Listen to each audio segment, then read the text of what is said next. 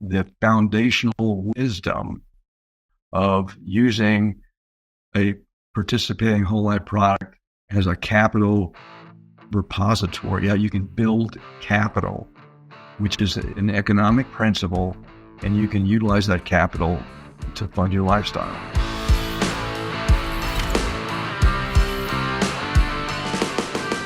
Our guest today is the president of Infinite Banking Concepts, LLC, which controls the distribution of Becoming Your Own Banker and Infinite Banking Concept materials, the copyrights, and the trademarks.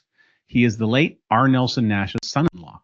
He started working directly with Nelson Nash in 2004, and then Nelson asked him to take over the company and continue the IBC legacy in 2009. David has been the director of the Nelson Nash Institute since it was formed in 2013, and he's a retired U.S. Army Lieutenant Colonel, serving 27 years in the Army. With 4 kids and 9 grandkids, he has something to say about family legacy. Welcome to the program, David Stearns. Hey, Richard. Thanks for having me. Appreciate it. Well, I'm excited to have you on. We've known each other for quite a number of years now, going back to about 2012 when you and I first had the chance to meet. And it's been a wonderful relationship. And I really wanted to have you on the program because for a variety of reasons. Number one, I thought it'd be great for our listeners to get a bit more of an in-depth understanding as to the power of what this thing called the infinite banking concept is, but to also talk through some of the challenges of making sure that the general public, has awareness of it, but also they recognized why it is difficult for people to even understand that this concept is possible. So maybe we'll start a little bit there. You got exposed to this earlier on because you wanted to, of course, marry Nelson's daughter, and you were forced into the situation fundamentally. But yeah. Over those years of course, being a member of the family now, you started to slowly learn and embrace over time the importance of using this in your own life. So maybe rewind the tape a little bit and talk us through, just from your perspective, what the infinite banking concept is at a high level degree, and why you think people need to be aware of it and know more about it. Infinite banking is a paradigm shift, number one. So most people think it's a scam because they don't understand what we're talking about. Okay. And infinite banking concepts, which is a critical word, concepts, especially when you get into the compliance realm, is talking about creating a privatized banking system that the owner controls and uses, okay, to essentially earn what a banker would earn or a bank owner would earn. Okay. So, it really frustrates a lot of people because they think that they're buying a bank. Okay. And, unfortunately, bank charters are hard to come by and they're expensive to purchase. So Nelson came up with an innovative idea, and he didn't just wake up one morning and say, "This is great. I'm going to market it and become a millionaire." This was a life journey for him also. Nelson was a forester, so he understood how to grow things. And most stuff he grew were like a long range products, i.e. trees, that you didn't see any financial windfall until 30 or 40 or 50 years out. So he took that background, and then when he became a life insurance agent, I think I said something negative there. I'll keep going down that path. He melded that understanding of growing capital, i.e. trees, into growing capital, i.e. dollars, in a whole life insurance policy. And he saw this as a way to get away from the snakes and dragons. And that's what he calls bankers, snakes and dragons, who owned him. Okay. Because some of his real estate investment ventures were underwater back in the late 80s when the interest rates jumped to the roof. And so he just did that personally for his personal life to get out of the grip of the bankers. And then, of course, he's selling life insurance.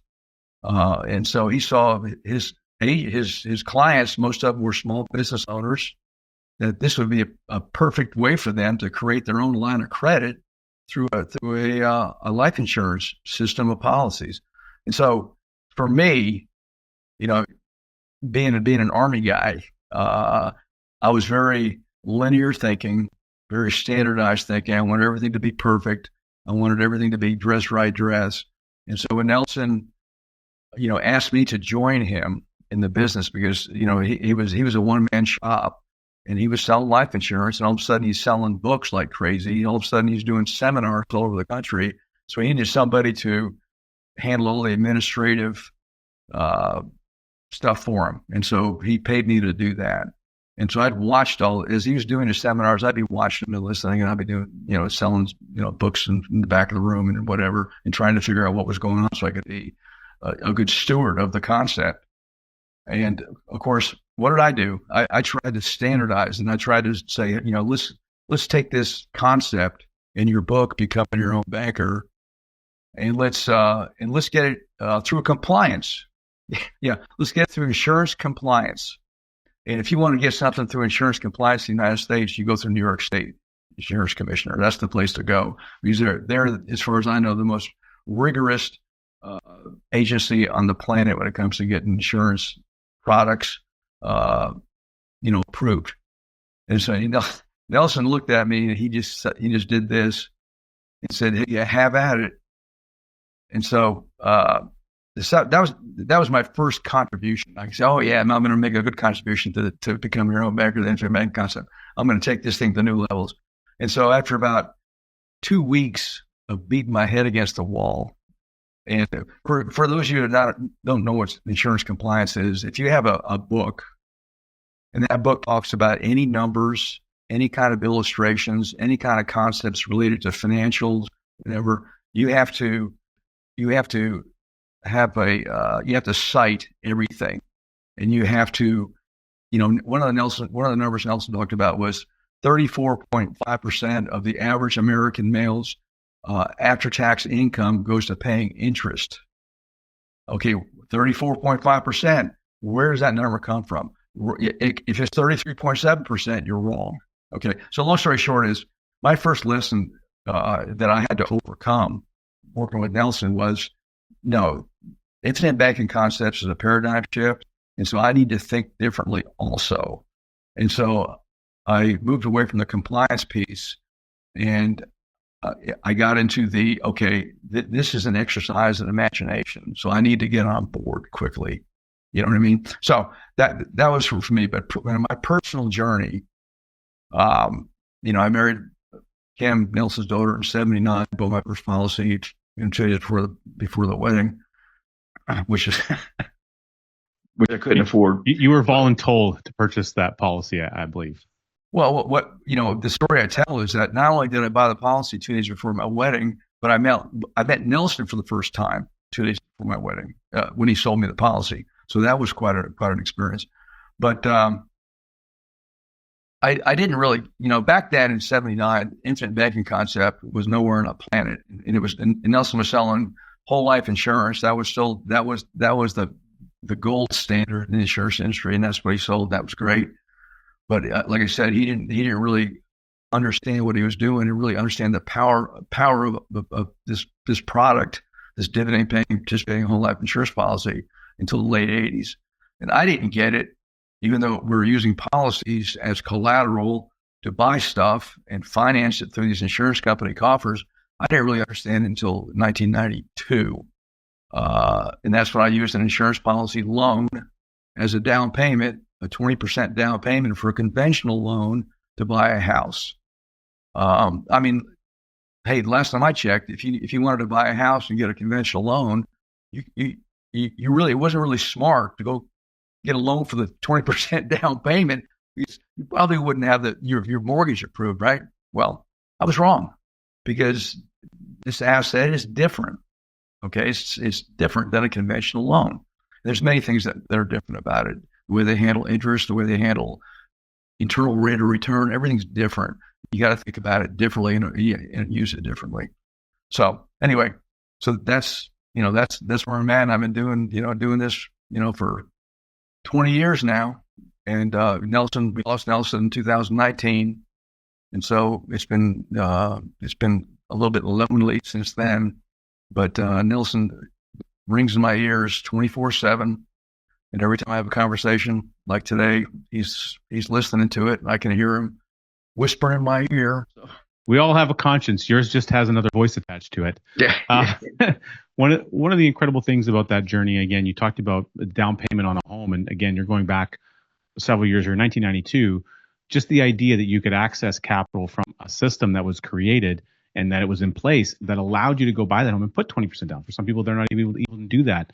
And you were able to control the environment. And so now, shooting forward to today, your whole family operates inside of this system. You have a number of insurance contracts, but the contracts are just a tool. It's what you do with them and how you incorporate it in your life. And you've really embraced this and turned it into a lifestyle. So how would you express the idea of that lifestyle to someone who's just learning about this for the first time? When I think about it as lifestyle, I don't think of it as, paying an insurance premium in lieu of making a contribution to a qualified government plan or whatever. I think about it as like a lifestyle is you live it, you breathe it. Okay, money goes in, money comes out. You track your premium payments. You track your loans. You track your loan repayments. You find better ways to be a responsible banker, quote unquote. Whenever you talk to your family at family meetings, you talk about what's going on. Hey, listen, the anniversary date of that policy renewal is coming up next week. And you got a $45,000 outstanding loan. You got $3,500 of interest. Now, let me tell you what you got to do. You got to pay the interest first. I mean, you have those types of conversations so the family can be better stewards of their money also. So they understand the best way to maximize loan repayments within a life insurance construct. So those conversations happen all the time, and it's just a fact of life. I mean, cars, houses, tuitions, whatever you're paying, the first thing you think about is like, okay, do I have room to finance that? Okay. Windfalls. You sell a piece of property and you come up with some money, or somebody passes, you get money. So what are you going to do with that money? Are you going to take a vacation, or are you going to dig a hole in the ground in the backyard and bury it? Or are you going to put it somewhere where it's going to continue to grow tax-free? I mean, those types of thoughts are always going around in the family. So you think about that. And I chastise my kids all the time. They're grown adults of their own children, but they're not as responsible as I want them to be. Their portfolios or their systems are not as big as they should be. And so those conversations are always brought up and talked about also. Are you looking for a great book to read? Turns out I have one for you. It's called Cash Follows the Leader. It's available anywhere books are sold, but if you want to get a free copy and you can download it right to your inbox, you can go to coachcanfield.com/cash follows. In the modern world in North America, people aren't having conversations about money, and they certainly aren't having constructive ones, not in the home. And it becomes this stressor for everyone. So the virtue of implementing this process, which is not, the insurance product is just a product, is a tool, but the process and the discovery and the construct of conversations that you're having is really where the rubber hits the road. And I think that's such an important thing for people to understand. And if you haven't done so, please make sure you get a copy of the book, Becoming Your Own Banker. That is where all this information comes from. So, we won't read you the whole book here today, of course, but, for me, it completely changed my life in 2009 when I got a copy. And, that led to me eventually meeting you, meeting Nelson, getting unbelievable mentorship. He poured into me in a way that no one else really, really has. And so I'm eternally grateful and been able to be blessed to help so many people because of it.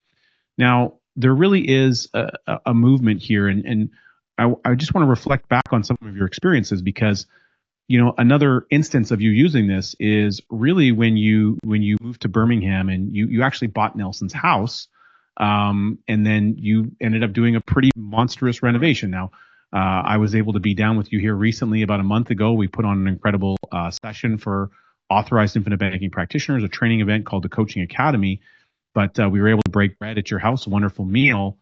Walk us through a little bit about the idea of purchasing that home and then going through the renovation process, but using the infinite banking concept as a platform to be able to make it all happen. I think that's going to be helpful for our listeners to understand. Yeah, that's a good case study. It really is. But we moved to Birmingham in 2000. We bought a house about about 2.5, 3 miles from Nelson and Mary's house. And they lived in their house since 1963. The house was built in 1960. And Nelson, one of his hobbies was building. And so he took this, 2,500 square foot, 2-story ranch house, and he doubled the size of it with, in 30 years of living here or whatever. Anyway, in 2010, he was getting on in age, and Mary was, always wanted something nice and pretty and new. And so he one day we came over for dinner or something, and he looked at him and I says, "You said you wanted to buy my house eventually. Well, we're moving, so you still want to buy it?" It's like, whoop, gulp.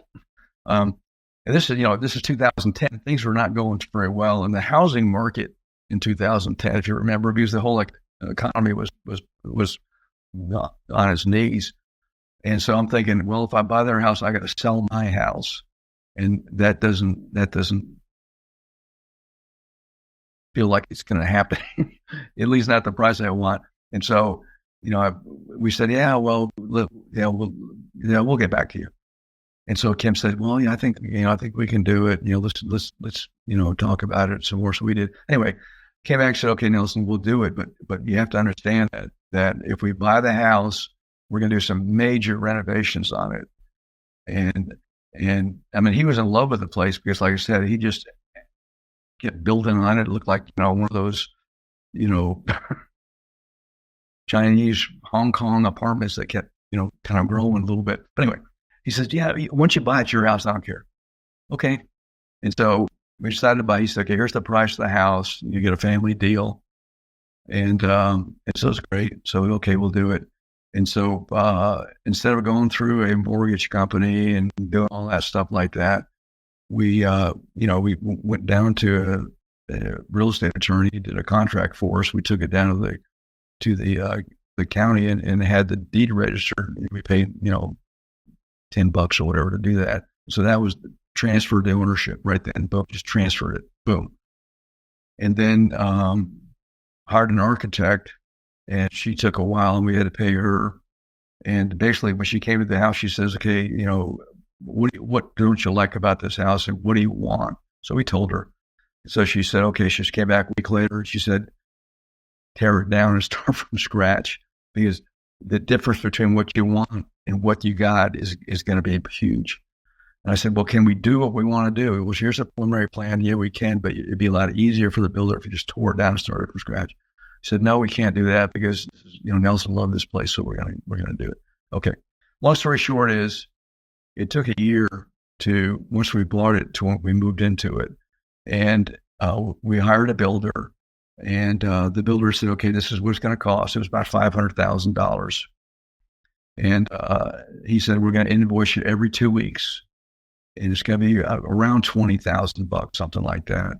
And, some cases it'll, be a month or whatever, but it's going to be, typically that's what it's going to be. Okay, fine. And so we looked at our system of policies. Back then we had, probably 20 policies that either Kim or I owned. Looked at all the cash surrender value in there, said, well, we have over $500,000 in cash surrender value, so we can handle this. And by the way, once we sell our house, then we'll have a place to put the windfall from the house sale. So we initiated the first policy loan, and back then it took about a week to get the money. They mailed us a check. We didn't have a direct deposit in our bank account. So we get an invoice from the builder, and we had a $20,000 check already deposited in our checking account because we asked for it a week earlier. And so every 2 weeks, it was a cyclic thing, policy loan, policy loan, policy loan, policy loan. And we used them as a building loan or a construction loan. And so we lived in our house 2.5, 3 miles away.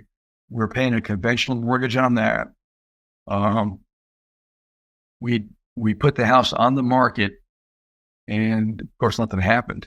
But we really didn't care because our cash flow was the same, because these policy loans are being cut from the insurance company, and they're deposited. Then we write a check, $15,000, $25,000, whatever it is, to the builder, and it's seamless transition. We never lost any momentum because of lack of funding. He knew that he was getting his check, and so, hey, and our house is still on the market. And we planned on moving to the house in May of 2011, and our house hadn't sold. Well, guess what? August 27th, 2011, this massive tornado came through Alabama. We went through Birmingham in the morning. Then another one went through Tuscaloosa that afternoon, and there was over 200 people that were killed in the state from tornadoes. And the house I was living in was not damaged. And that morning, I was watching all kinds of stuff, hell break loose. And so as soon as it calmed down, I came over here praying that this house was still together, and it was perfect. Had power, no trees down, it was perfect. The house I was living in, no power. So we said, okay, let's move all the frozen goods, refrigerated goods over to this house here so we can, save the food. Did that. Well, that night came along, still no power. Well, let's move a mattress over there. Up next morning, still no power. Well, let's move some clothes over there. Long story short is after a week, no power in the old house, and we just about basically moved over here completely. So now I own two houses. I'm living in this one, and it was done, except for the punch list is still being done. The builder, held back. I held back 10% until I was happy. But hey, besides the stress of the storm, now I own. I had owned two houses. I lived in the new one. The old one was still full of my furniture, and it's like, hey, we hadn't paid back one loan yet to the insurance company. Did they care? No, because those loans were nothing but collateral against my insurance policy death benefit. Yes, the interest, I was being charged interest, but hey, that's a good example of lifestyle. Okay. So, and then guess what? 1 month later, we sold our house. And once we paid off the conventional loan, we got this pretty sizable chunk. And where did it go? Went right back into the policy loan holes that were still remaining from the loans that we took to purchase this new house. So, I mean, that's how it worked. It was perfect. And it's like, hey, that is total control. That's total freedom. And that is, besides the stress of selling the other house, it was beautiful. It was seamless. And, we talk about, relocating now, because I'm a little bit older than you are, Richard. And Ken always talks about moving south, to Florida. And it's like, oh no, don't, it's like, well, you look at the policy loan portfolio, the system of policies that she and I still own, and we can do the same thing. Low stress, boom, policy loans, buy it, move into it. And then this house, we want to sell it, then, it's worth a lot more now than it was back in 2011. And we can do that. Of course, I don't want to move. I want to stay here. But I mean, that's the beautiful thing about infinite banking. It's not about comparing this asset to that asset, this interest rate to that interest rate, this tax exposure to that tax savings or tax deferment. It's not about that at all. It's about freedom. Okay, that's why a lot of our practitioners are outside the box, early adapter type of people like you are, because they see this and they get it a lot faster than the common person does. And I'll tell you why, because watch the Super Bowl and tell me how many infinite banking commercials there are, or go down to name your advisor and tell me who knows what infinite banking is. Ask Mr. Ramsey what he thinks about it. And I mean, and that's fair, because if you're not exposed to it, and if you're not, quote unquote, rethinking your thinking, you're probably not going to see it, hear it, or if you do, understand it.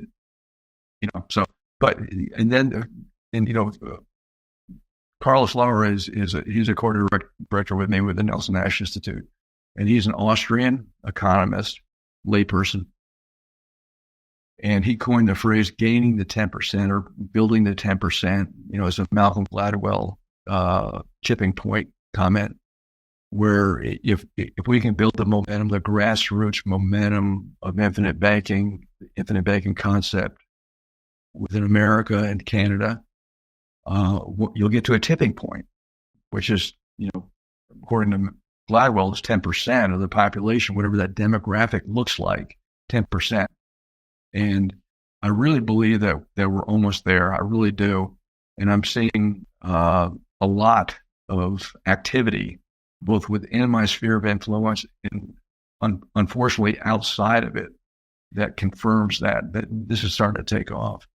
And the more onerous the central bank is, and the top-down thinking from the federal government, the more people appreciate what freedom looks like. And we're not talking about some off-the-wall oddball thing. We're talking about just taking control of your financial assets and using them to recapture a lot of interest that would go somewhere else. And on that note, we're going to talk a lot more about the freedom that this provides when we come back after these messages. Okay, Richard, I keep hearing about this thing called the Colby A Index. You talk about it all the time on the show. What is it? How do I get information about this thing, and why is it so important? When I first got my Colby done, it totally revolutionized everything for me. I finally felt like, oh man, this is what I was looking for. All the things I've been doing that have been working for me and all the frustrations I'd had, if I just understood this at an earlier age, boy, oh boy, would my life be different. You can take that step. If you want to learn and understand how it can change things for you and the way you communicate with others, you can go to coachcanfield.com and download your free report. We're back with David Stearns, and we're talking about his experience and his lifestyle experience with the infinite banking concept, what we learned from the amazing Nelson Nash. David, of course, getting to spend the most amount of time with him in the last number of years of his life. Nelson, again, who was my friend and truly a mentor for me, he would often say that the last decade of his life was the best, and the people he met, the things he was able to do, the response to his concept and the mission that it provided. And today, we have approximately almost 300 people who are authorized practitioners in North America that are out there teaching and helping people embrace Nelson's concept. But they're up against some challenges as well, David. So from your perspective at the Nelson Nash Institute, really an educational organization is your format. What are the challenges that people are being faced with, both who are trying to teach the concept and for those in the general public who are attempting to absorb and to learn about it?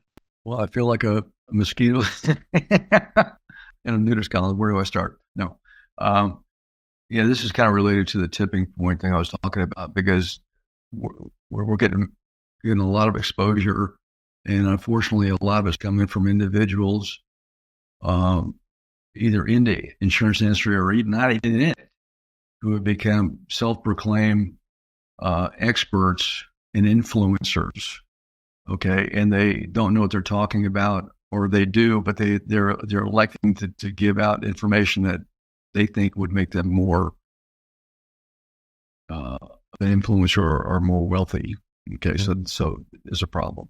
Now, we created the Nelson Nash Institute in 2013, and the reason we did that was because 3 or 4 insurance companies, mutual insurance companies, that supported what we were doing. They supported the IBC concept. And in fact, a couple of them actually designed whole life policies that would support the concept, whether you could design the policy and use it. But they kept saying, we want you to develop a training program so we can know that the agents that are using your concepts are doing it correctly, okay, or trained correctly. And before that happened, Nelson was he still had a life insurance license, but he was, kind of retired from the industry, and he didn't want to get involved in that. I never have been licensed or contracted with any insurance carriers. And so what we did was relied upon some of our insurance agents who sponsored Nelson seminars, and they supported what he was doing, and they, used his products to sell life insurance.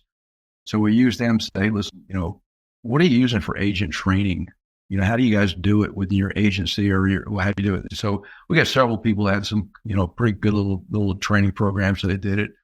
And we kind of peddled those in front of the industry, and he said, no, we want something to come from you guys.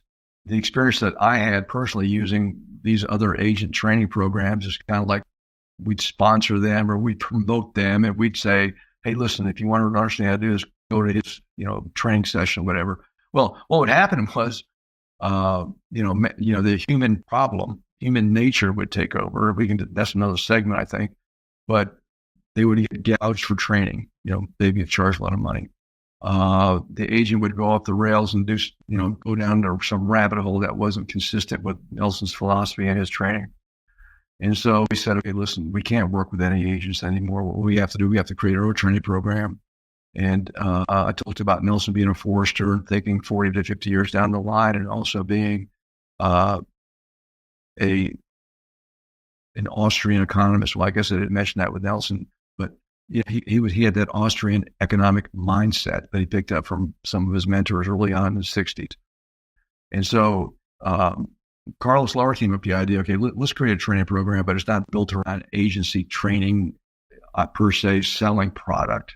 Let's build it as a strictly educational program so our students can understand that the foundational wisdom of using a participating whole life product as a capital repository. Yeah, you can build capital, which is an economic principle, and you can utilize that capital to fund your lifestyle. And so we'll talk about the Austrian model. We'll talk about becoming your own banker. We'll talk about, all the stuff out of the book. We'll talk about the economics of life insurance.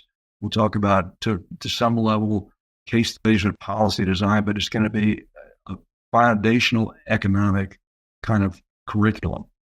And so we did that. And then and we used several insurance companies, actuaries, and legal departments to make sure everything we're doing was legit. And there was nothing funny money about the illustrations that we did or whatever. So that's what we did. We built that in 2013.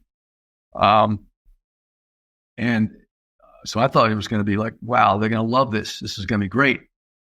Well, some of the agents that were involved with IBC, 2001, 2, 3, and 4, all the way up to 13, they didn't need any kind of training. They knew everything they needed to know. They didn't, can't teach me anything.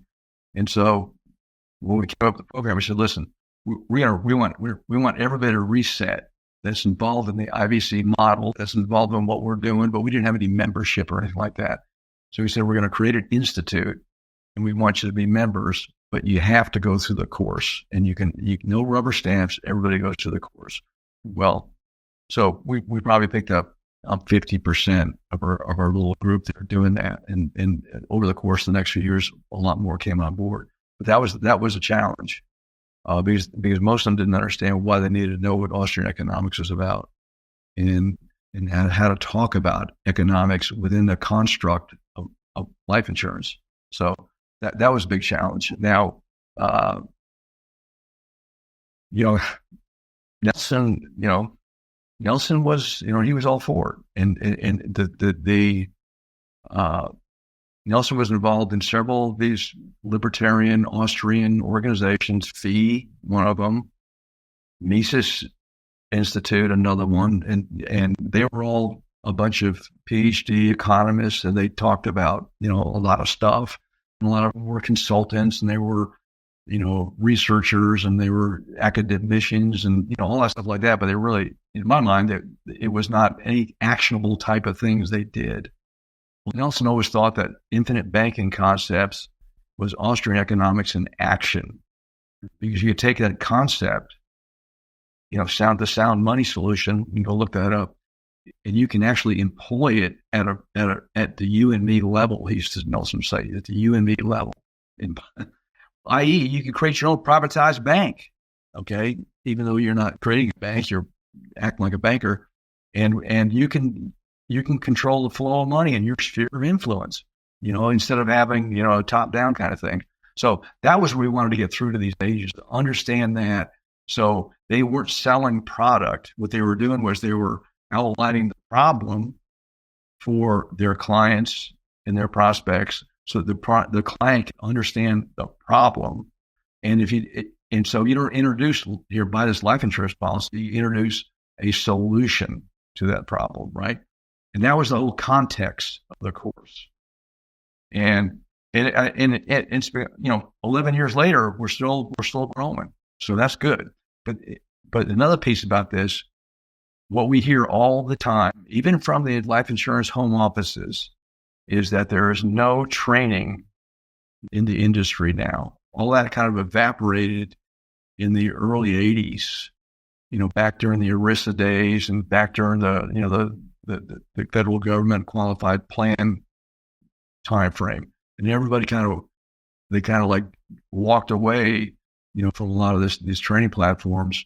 And all they did was try to innovate new products to compete with mutual funds and, IRAs and all that stuff like that. So I think, and don't ask me to qualify this, but I think that we have one of the only pure training programs for life insurance agents out there that provides them a foundation to build on. Okay.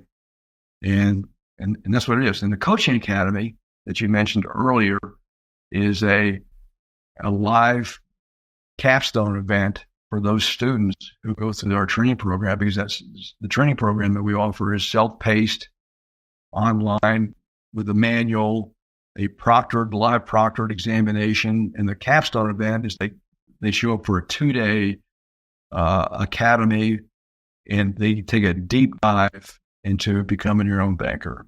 And it's facilitated by experienced IBC practitioner agents who do this every day with clients. And they say, this is how I use chapter 1 of the book. This is how it's important for you to understand how to promote this concept with your clients. And this is why. And if there's in these Nelson's books, it's kind of hard to get through. Okay. It's ridiculously simple, but the concepts you can get lost in them if you don't really stay on track and you understand where he's coming from. And so the Coaching Academy, that capstone event, solidifies that. Plus a lot of our students that go through are new to the industry, because how they get there, they were clients of practitioners. They've bought policies, they've used them, they've gotten into it, and they said, man, this is doing so much for me. Just like you mentioned at the beginning of this segment, change your life. Well, it's changing their lives too, but now they want to be a practitioner so they can share the good news. And so that's good, except for they don't know what it means to be a whole life insurance agent in an independent one-man shop. What's the failure rate? 90%? It's very high. Yeah. So part of the Coaching Academy is a 2-hour segment to say, okay, you're getting into a small business. Okay. And you need to figure out how you're going to position yourself in the industry. You need to figure out who your customer niche is. You need to, just run them down the yellow brick road to give them a path to success. So we provide that for them also. And we also provide them mentors that are existing practitioners that will help them work with live cases and help them position themselves where they can be successful. They work hard. Not everybody's going to make it because, you're selling a product ultimately, so you have to really, have to be good with it. But so we provide that also, mentor, and also this Coaching Academy piece. In the year 2009, my life completely and totally changed. Something momentous and incredible happened to me. That thing was this incredible book, Becoming Your Own Banker. It was written by my mentor, an amazing friend of mine, Nelson Nash. It completely revolutionized and changed my entire life. You can learn all about it by registering for a free on-demand webinar at learnibc.com. Take the initiative. You won't regret it. Since attending my first think tank in 2012, I have made life-changing connections with people and deep relationships with people that, though we are separated even by an international border, I may not get to see them physically all but once a year. There's a deep bond and connection there because we're bonded by this idea of just how impactful this work can be and how it helps people at the you and me level. You shared a couple of stories of how it helped you personally, David, and there are many more beyond that. And we've heard that from thousands of people. So when you get a group of 300 financial professionals together, but they're all sharing stories about the 300 clients that they serve and just how many amazing impacts it's having across their world. It really is something to behold. And so when I think about the ongoing aspect of this process and this concept and where we're going, you talked about building the 10%, which is so fundamental. You talked about the Austrian economics, and I've previously interviewed Larry Reed, who is former president emeritus at Foundation of Economic Education. We talked about that. We mentioned Nelson. We talked about the Blinking Lights Award. When we shoot forward and we look into a brighter future, we think about this idea of building the 10%. The real importance of that is, the difference between, again, a top-down thinking and a bottom-up solution, as Nelson indicated. And so if we want to make real impactful change, if you can individually be personally profitable, happier, less stressed about money because you have control over the money that's flowing through your life and your daily hands, and your family is also protected at the same time frame, that creates a peace of mind. But now if you have a whole bunch of people in a nation doing that, and they're taking their money, which would normally be sitting in a brick and mortar, a commercial bank, and instead it's warehousing with an insurance company, they're not able to inflate the money supply. Today, at the time of this recording, inflation is a real problem. It's attacking and impacting us daily. And people think it's the rise in the price of goods, but that's not really what's going on. It's the devaluation of the currency. And that's creating this hidden tax on the backs of the consumer. Mm-hmm. So if we have a massive group of the population really doing this, we can get that 10% tipping point. What type of impact do you see that really happening on the broader scale economically for a nation? I think it's we're talking about borrowing hard currency, okay, not digital currency, i.e. keystrokes that transfer money from one account to the other account that doesn't really exist, the fractional reserve banking system. And so the more people do this, theoretically, it's going to slow inflation down because you're not increasing the money supply, okay? And that will help. Number two is hopefully these insurance companies we'll see the benefit of this stuff, and we'll see some new companies grow. The last big thing that happened in the 90s was a lot of these mutual insurance companies demutualized, and the reason they demutualized is because they couldn't raise capital and compete with these other financial institutions, because a mutual company, the only money that comes in is premium, right? There's no IPOs, there's no stock options, it's, premium. Of course, they have their investment portfolio so they can have long-term growth to pay out their obligations and whatnot. So these companies demutualize.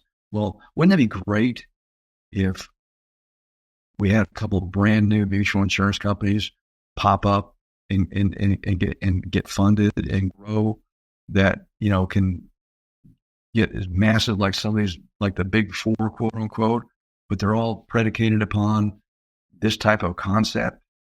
And they have responsible policy owners who are adamant about eventually having all their income flow into these policies as a form of premium. And how many billions and billions and billions of dollars that would be. And the insurance companies, that money doesn't sit there. They have to buy investment vehicles and stuff so they can have long-term growth, like I said before. So that would fuel the economy by itself, at least that segment. But, the one thing I do think about though is that, okay, if somebody's watching this grow, what happens if they don't want it to grow? And who are they, and what kind of power and control do they have? So that could be an issue also. But, so we have to be mindful, is what you're saying, and be aware of where the dangers, but also the opportunities lie as we look to grow this, both, as wide as we can, but as deep as we can. And when I say deep, I mean the people that are already doing it, they are embracing it more and more. They're doing it to a larger degree in their own family life, and they're extending it to the generations that follow. And for you, you've got 9 grandchildren. You have policies, cascading throughout your family, and it's going to create a legacy of a ripple effect. So maybe just to kind of cap this off a little bit, David, I'd like you to speak to that, from a legacy perspective and what that means to you and your experience to share with our listeners. Yeah, there's many ways you can use infinite banking. It's not just built for one thing. It's not built for debt reduction. It's not built for college funding. It's built for everything where you have a need for finance. Also a great place to save money. But kind of my wheelhouse is the generational wealth transfer piece, simply because Kim and I were Nelson's guinea pigs when he kind of put that chapter together in the book. And so, we have a system of policies that were built on that same little model that he had in the book. And I wish they were bigger, but they're not. But anyway, so I look at generational wealth transfer differently than a lot of people do. When somebody says, okay, I buy a lot of these insurance policies, and so generational wealth is I die, the next generation gets the death benefit. Well, no, that's not what I'm talking about.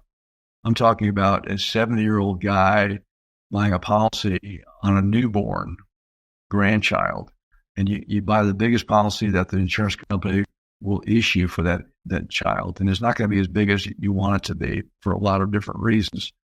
And who's the owner of the policy? The 70-year-old grandfather.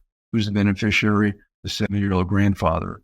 Who's paying the premiums? The 70-year-old grandfather. Who's the insured individual? A 1-week-old baby.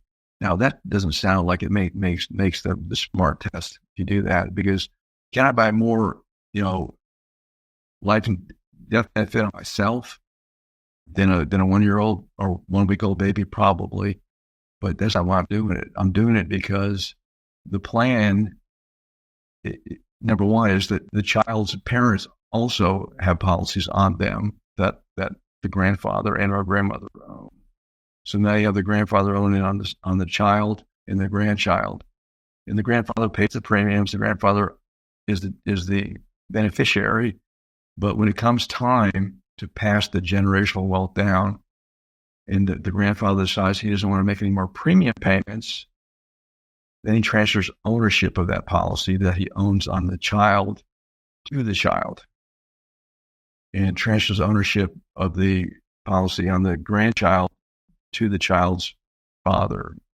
grandchild's father. So transfer ownership, okay?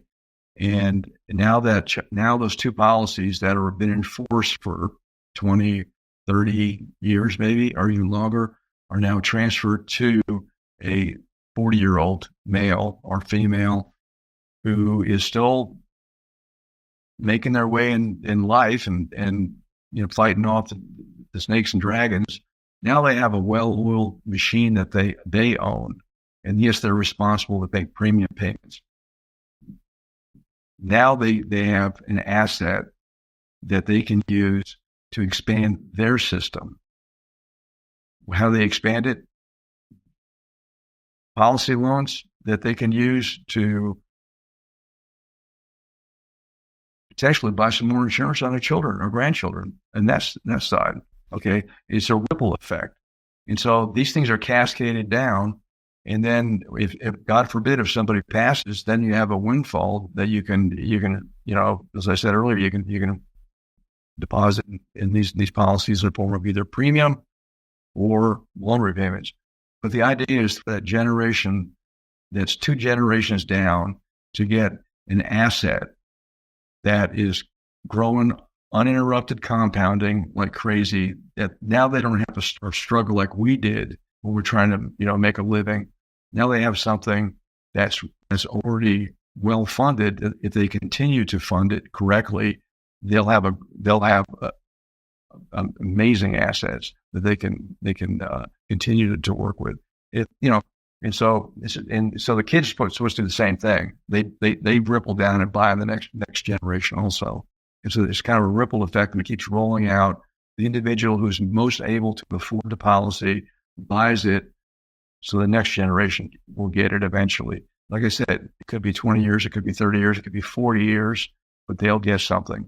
And the longer these policies are able to be funded, or the premium can be paid, the better it is. Because if you had a bank and you wanted, every time you put a deposit in there, it grew, why would you want to have a bank where you say, okay, you can't put any more deposits in there? You can't do it. Contractually, you can't. Well, why would you not want to do that? Well, you know, the more you put in, the more you got access to. So most of the policies that we buy now in the States that are on grandchildren are paid up at 121 years. Okay, that means you can put money in, you can pay premiums as long as that insured individual is alive. As long as that policy is in effect, you can pay premiums on that thing forever. And a lot of people think that's crazy, but think of it differently. Think of it as a banker. Okay, that's an entity that I want to put as much money in there as I can for as long as I can. And oh, by the way, the longer it's in force, it can maybe transfer from generation 1 to 2, and maybe even 2 to 3. You know, eventually that grandchild who's 70 years old will have a policy that's 70 years old, and it's worth $3 or $4 million in death benefit. And who knows what the cash surrender value will be. I mean, who wouldn't want to do that? We can take financial energy from a generation that lives now to one that isn't able to do it on their own. And we can create perpetual motion. And you've done that in your family. You've created an incredible system that allows that to happen. And because of Nelson's work, because of this book, Becoming Your Own Banker, which has changed my life as it has changed yours, as you described today, there are hundreds of thousands of people that are saying that same story. And that generational impact is something that can't be ignored. And so for those of you watching, if you don't yet have a copy of the book, Become Your Own Banker, make sure you get one today. And stay tuned for our next episode as we continue to unpack the major challenges that people are going through and how they're overcoming them and where they're finding innovation into the future.